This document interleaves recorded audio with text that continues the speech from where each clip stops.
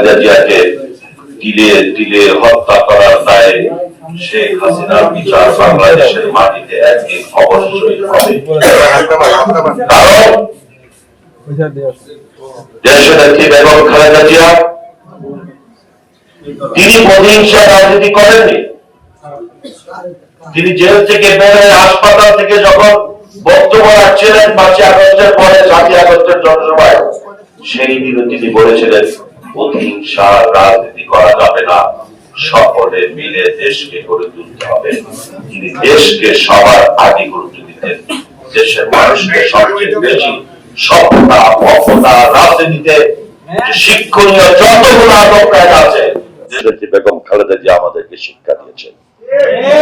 আগামী জাতীয় নির্বাচনে বেগম খালেদা জিয়ার যে মূল উক্তি, তিনি যখন জেলে গিয়েছিলেন তখন আমাদেরকে বলেছিলেন আমাদেরকে ঐক্যবদ্ধ থাকতে হবে।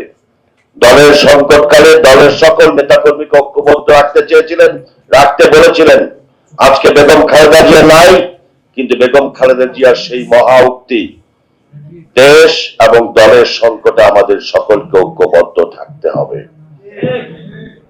অমুক ভাইয়ের কি হলো, অমুক ভাইয়ের কি হলো না, অমুক ভাই কি বললো, সেগুলো বাদ দিয়ে বিএনপির ভারপ্রাপ্ত চেয়ারম্যান জনাব তারেক রহমানের নেতৃত্বে আমরা যদি সকলে ঐক্যবদ্ধ থাকতে পারি এবং আগামী জাতীয় নির্বাচনে যদি বেগম খালেদা জিয়ার যে মূল আকাঙ্ক্ষা ছিল, একটি গণতান্ত্রিক বাংলাদেশ বিনির্মাণের যে স্বপ্ন ছিল, সেই স্বপ্ন গড়ার লক্ষ্যে যদি আমরা এক এবং ঐক্যবদ্ধ থাকতে পারি, আমাদের সামনে কোনো অপশক্তি টিকে থাকতে পারবে না।